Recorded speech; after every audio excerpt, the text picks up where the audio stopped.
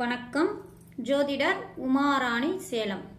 இன்றைய பதிவு, யார் ஜோதிடம் எடுத்து படிக்கலாம், யார் ஜோதிடத்தை தொழிலாக எடுத்து செய்யலாம் பற்றி இந்த பதிவில் பார்க்கலாங்க.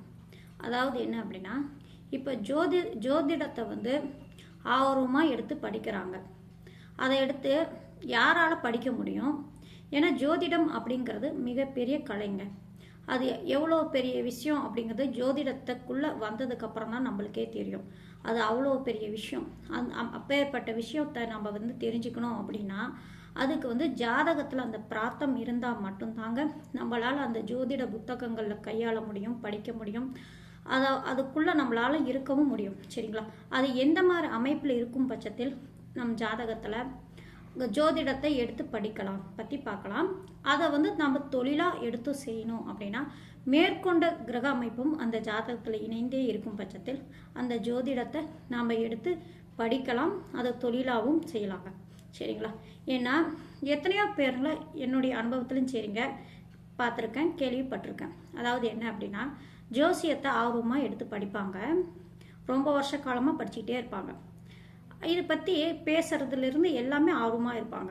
ஆனால் தொழிலாக எடுத்து செய்யுங்க அப்படின்னு சொன்னால் அவங்க செய்ய மாட்டாங்க. தான் சொந்தத்துக்குள்ளேயே பார்த்துக்குவாங்க, தான் தெரிஞ்சவங்களுக்கிட்டேயே ஜாதகம் பார்க்குறது, அவங்களுக்கு பார்க்குறது, இந்த மாதிரி அமைப்பிலே இருப்பாங்க. மற்றவங்களுக்கு பாரு அப்படின்னு சொன்னால் அவங்களால பார்க்க முடியாது. ஏன்னா நம்ம ஜோதிடத்தை கற்றுக்கிட்டோம், தொழிலாக எடுத்து செய்ய முடியுமா நம்மளால்? அது கொஞ்சம் பதட்டமாக இருக்குது, இந்த மாதிரி ஏதாவது சொல்லுவாங்க. இந்த மாதிரி அமைப்பெல்லாம் இருக்குது அப்படின்னா எதனால் அவங்களுக்கு அப்படி இருக்குது, என்ன காரணம்? அதை தொழிலாக எடுத்து செய்யணும் அப்படின்னா அவங்களுக்கு அந்த கிரக அமைப்பெல்லாம் இருக்கும் பட்சத்தில் தாங்க அவங்களால அந்த ஜோதிடத்தை தொழிலாகவும் எடுத்து செய்ய முடியும். சரிங்களா?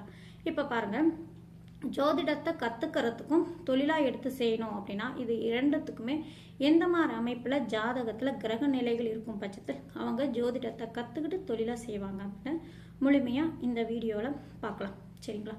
இப்போ ஜோதிடம் அப்படின்னு எடுத்துக்கிட்டாங்கன்னா லக்னத்துக்கு 2ஆம் இடம் வாக்குஸ்தானம். அந்த வாக்குஸ்தானம் எப்படி இருக்குன்னு பாருங்கள்.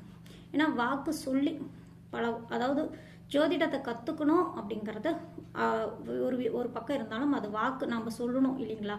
அதுக்கு வாக்காதிபதி எப்படி இருக்காங்கன்னு பார்த்துக்கணுங்க. லக்னத்துக்கு 2ஆம் அதிபதி வாக்குஸ்தானாதிபதி. அந்த 2ஆம் அதிபதியும் 2ஆம் இடமும் எந்த அளவு இருக்கணும் அப்படின்னா அவங்களுக்கு அது பலமாக இருக்கணுங்க. 2ஆம் இடமும் 2ஆம் அதிபதியும் எந்த விதத்திலையும் பாதிக்கப்படாமல் ஆட்சி உச்சமாக இருந்தாலும் சரிங்க, இல்லை லக்னத்துக்கு கேந்திரத்தில் திருகோணத்தில் இருந்தாலும் சரிங்க, எந்த விதத்திலையும் பாதிக்கப்படாமல் பலமாக இருக்கணும். சரிங்களா? அடுத்தது வாக்குக்கு காரகரான புதன் பகவான் எப்படி இருக்காங்கன்னு பாருங்கள். புதனும் எந்த விதத்திலையும் பாதிக்கப்படாமல் இருக்கணுங்க அவங்களுடைய ஜாதகத்தில். புதன் அப்படிங்கிறது வாக்குக்கு காரகராக வர பட்சத்தில் அவர் புதன் வாக்காதிபதியான 2ஆம் அதிபதியோடு இணைந்து இருந்தாலும் சரி, அல்லது குருவோடு இணைந்து இருந்தாலும் சரிங்க, இதெல்லாம் ஜோதிடத்தை ஆர்வமாக படிக்கக்கூடிய தன்மையே ஆகுங்க. சரிங்களா? புதன் பகவானும் எந்த விதத்திலையும் பாதிக்கப்படாமல் இருக்கும் பட்சத்தில் கேந்திரத்திலையோ திருகோணத்திலையோ பலமாக இருக்கும் பட்சத்தில் அவங்களுக்கு ஜோதிடத்து மேலே ஆர்வம் அதிகமாக வரும், எடுத்து படிக்கலாங்க இந்த மாதிரி அமைப்பு இருக்கும் பட்சத்தில். சரிங்களா? அல்லது 2ஆம் இடத்துல குருவும் புதனும் இணைந்து இருந்தாலும் சரி, இல்லை 2ஆம் அதிபதியோடு இணைந்து இருந்தாலும் சரிங்க, இந்த குருவும் புதனும் அந்த 2ஆம் இடத்தோடவோ 2ஆம் அதிபதியோடவோ ஏதாவது ஒரு விதத்தில் குரு பகவானும் புதன் பகவானும் சம்பந்தம் இருக்கணும். சரிங்களா? இந்த மாதிரி இருக்கும் பட்சத்தில் இவங்கெல்லாம் ஜோதிடத்தை ஆர்வமாக படிப்பாங்க. சரிங்களா? ஆர்வமாக கற்றுக்கணும் வர எண்ணத்தில் படிப்பாங்க. சரிங்களா? இப்போ ஜோதிடத்தை தொழிலாக எடுத்து செய்யணும் அப்படின்னா அவங்களுக்கு இன்னும் மேற்கொண்ட கிரக அமைப்பெல்லாம் இருக்கணுங்க. அதெல்லாம் இருந்தால் தான் அவங்களுக்கு அந்த ஜோதிடத்தை கற்றுக்கிட்டு அது தொழிலாக எடுத்து செய்வாங்க. இப்போ தொழில் அப்படின்னு எடுத்துக்கிட்டாங்கன்னா ஜோதிடத்தை தொழிலாக எடுத்துக்கணும் அப்படின்னா அவங்களுக்கு தொழில்காரகனான லக்னத்துக்கு 10ஆம் அதிபதி ஜீவனஸ்தானாதிபதி, அவரோட 10ஆம் அதிபதியோட லக்னத்துக்கு 2ஆம் அதிபதி ஏதாவது ஒரு விதத்தில் சம்பந்தம் ஏற்பட்டிருக்கணுங்க. அதாவது எப்படின்னா, லக்னத்துக்கு 2ஆம் இடம் அப்படிங்கிறது வாக்குஸ்தானம், 10ஆம் இடம் அப்படிங்கிறது தொழில் ஸ்தானம். அந்த 2ஆம் அதிபதியும் 10ஆம் அதிபதியும் பரிவர்த்தனை ஆகியிருந்தாலும் சரி, அல்லது இருவரும் இணைந்திருந்தாலும் சரி, அல்லது இருவரும் சார பரிவர்த்தனை அமைப்பில் அல்லது ஒருவருக்கொருவர் பார்த்து கொள்ளும் அமைப்பு, இந்த மாதிரி ஏதாவது ஒரு விதத்தில் 2ஆம் அதிபதியோட 10ஆம் அதிபதி சம்பந்தம் இருக்கணுங்க. இந்த மாதிரி அமைப்பில் இருக்கும் பட்சத்தில் இவங்க வந்து தொழிலாக செய்யக்கூடிய வாய்ப்பு அதிகமாக உண்டு. சரிங்களா? இது மட்டும் இல்லைங்க, இவங்களோட சனி பகவானும் ஏதாவது ஒரு விதத்தில் சம்பந்தம் ஏற்படணுங்க. சனி பகவான் அப்படிங்கிறவர் தொழில்காரகர் அப்படிங்கிறதுனால 2ஆம் அதிபதியோடவோ அல்லது 10ஆம் அதிபதியோடையோ சனி பகவானும் ஏதாவது ஒரு விதத்தில் சம்பந்தம் ஏற்பட்டிருக்கணுங்க. தொழிலாக எடுத்து செய்யணும் அப்படிங்கிற நினைக்கிறாங்க இல்லைங்களா அவங்களோட. இப்போ 2 10ஆம் அதிபதியோட இப்போ சனி பகவானும் சாரத்திலேயோ பார்வையிலையோ ஏதாவது ஒரு விதத்தில் பரிவர்த்தனை மூலயமாவோ இணைந்திருப்பதோ இந்த மாதிரி ஏதாவது ஒரு விதத்தில் அந்த சனி பகவானும் 2ஆம் அதிபதியோடோ 10ஆம் அதிபதியோடையோ சம்பந்தம் ஏற்பட்டிருக்கும் பட்சத்தில் அவங்களுக்கு வந்து பாருங்கள், இந்த அமைப்பில் இருக்கும் பட்சத்தில் அவங்க வந்து தொழிலாக எடுத்து செய்யக்கூடிய வாய்ப்பு அதிகமாக உண்டு. சரிங்களா? கண்டிப்பாக இவங்களுடைய சம்மந்தப்பட்ட திசை அந்த காலகட்டத்தில் நடக்குது அப்படின்னா கண்டிப்பாக தைரியமாக அவங்க ஜோதிடத்தை கற்றுக்கிட்டு தொழிலாக எடுத்து செய்யலாங்க.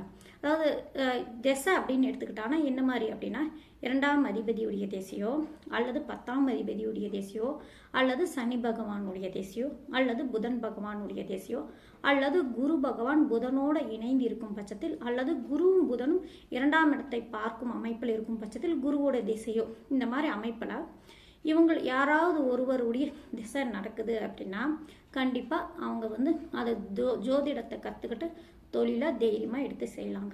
சரிங்களா? அதில் நல்ல பேர் சொல்லக்கூடிய அமைப்பு அப்படின்னு எடுத்துக்கிட்டான்னா நல்ல ஜோதிடருங்க, நல்லா சொல்கிறாங்க, நல்ல பேர் இருக்குது, அதாவது ஜோதிடர் அப்படிங்கிறத என்னங்க நம்ம சொல்லக்கூடிய வார்த்தை வந்து அந்த ஜோதிடத்தில் வந்து எந்த அளவுக்கு இருக்கும் அப்படின்னா அந்த கிரகத்தை நல்லா ஆய்வு எடுத்து அந்த கிரக அமைப்பு எப்படி இருக்குது, இதெல்லாம் அவங்களுக்கு நடக்கக்கூடிய விஷயம் எப்படி இருக்குது எல்லாத்தையும் நம்ம எடுத்து சொல்லணும் இல்லைங்களா? அது சொல்கிறத அவங்களுக்கு வந்து அந்த காலகட்டத்தில் அப்படியே நடக்கக்கூடிய வாய்ப்பு இருக்குது இல்லைங்களா? அது அந்த மாதிரி இருக்க பட்சத்தில் வந்து இவங்க நல்ல ஜோதிடர் அப்படின்னு பேர் வாங்குறாங்க இல்லைங்களா? அந்த அளவு பேர் வாங்குறாங்க அப்படின்னா அவங்களுடைய ஜாதகத்தில் பாருங்கள், லக்னாதிபதி நல்ல பலம் பெற்று இருக்குங்க. அதே போல் 5ஆம் அதிபதியும் நல்ல பலம் பெற்று இருக்குங்க. இந்த மாதிரி அமைப்பில் இருக்கும் பட்சத்தில் பாருங்கள், நல்ல பெரிய ஜோதிடர், நல்ல பேர் சொல்லக்கூடிய அமைப்பில் அந்த ஜோதிடர் வளர்ந்துருவாங்க. இந்த மாதிரி அமைப்பில் இருக்கும்லாம் இந்த மாதிரி தாங்க இருக்கும். சரிங்களா? இப்போ ஜோதிடம் அப்படின்னு எடுத்துக்கிட்டாலே அவங்களுக்கு பாருங்கள், லக்னத்துக்கு 2ஆம் அதிபதி வாக்காதிபதியும் வாக்குக்கு காரகனான புதன் பகவானும் நல்ல அமைப்பில் இருக்கணும். அதாவது வாக்காதிபதியோட புதன் இணைந்து இருந்தாலும் சரி, இணைந்து அந்த லக்னத்துக்கு கேந்திரத்தில் இணைந்து இருக்கும் பட்சத்தில் மிகுந்த யோக பலன்களை கொடுக்கும். அல்லது குருவோட புதன் இணைந்து இருந்தாலும் சரி, இப்போ நான் மேலே சொன்ன அமைப்பு எல்லாமே பொருந்தும். சரிங்களா? அல்லது லக்னத்தை குரு பார்ப்பது அல்லது புதன் லக்னத்தை பார்ப்பது, இந்த அமைப்பு கூட நல்ல அமைப்பு தாங்க. சரிங்களா? புதன் லக்னத்தை பார்த்தாலும் நல்ல அமைப்பு, குரு லக்னத்தை பார்த்தாலும் நல்ல அமைப்பு. சரிங்களா? இப்படி இருந்தாலும் நல்ல அமைப்பாக இருக்கும். அல்லது லக்னாதிபதியோட புதன் இணைந்திருப்பது, 2ஆம் அதிபதி அல்லது குரு இணைந்திருப்பது, இந்த மாதிரி அமைப்பு எல்லாமே ஜோதிடத்துக்கு நல்ல அமைப்பு. சரிங்களா? இந்த மாதிரி கிரக நிலைகள் இருந்தாலும் இந்த ஜோதிடத்துக்கு வரலாம், படிக்கலாம். சரிங்களா? இதெல்லாம் அமைப்பு நல்லாயிருக்கும். ஆனால் இந்த கிரகங்கள் வந்து எந்த விதத்திலையும் பாதிக்கப்படாமல் இருக்கணுங்க. நீச்சம், வக்ரம், பாவ கிரகங்களுடைய சேர்க்கை, ராகு கேதுக்களுடைய நெருக்கமான டிகிரி அமைப்பில் இருக்கிறது, இந்த மாதிரி அமைப்பில் எதுவுமே இல்லாமல் இந்த கிரகங்கள் 2ஆம் அதிபதியும் வாக்குக்கு காரகனான புதன் பகவானும் 10ஆம் அதிபதியும் சனி பகவான் தொழிலுக்கு காரகனான சனி பகவானும் இவங்கெல்லாம் எந்த விதத்திலையும் பாதிக்கப்படாமல் நல்ல அமைப்பில் இருக்கும் பட்சத்தில் இவங்க வந்து ஜோதிடத்தை எடுத்து படிக்கலாம். இவங்களுடைய திசை நடக்குது அப்படின்னா கண்டிப்பாக அதை தொழிலாகவும் அவங்க எடுத்து செய்யலாங்க.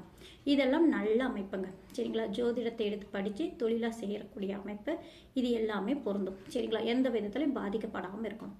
சரிங்களா? இந்த அமைப்பு இருந்தால் கண்டிப்பாகவே ஜோதிடம் வரும். அவங்களுக்கு இந்த காலகட்டத்தில் தொழிலாகவும் எடுத்து செய்வாங்க. சரிங்களா? இதுதாங்க ஜோதிடத்தை எடுத்து படிக்கக்கூடிய அமைப்பு. ஜோதிடத்தை எடுத்து தொழிலாக செய்யணும் அப்படின்னா இந்த மாதிரி கிரக நிலைகள் இருக்கும் பட்சத்தில் தைரியமாக செய்யலாங்க. சரிங்களா? நன்றி, வணக்கம்.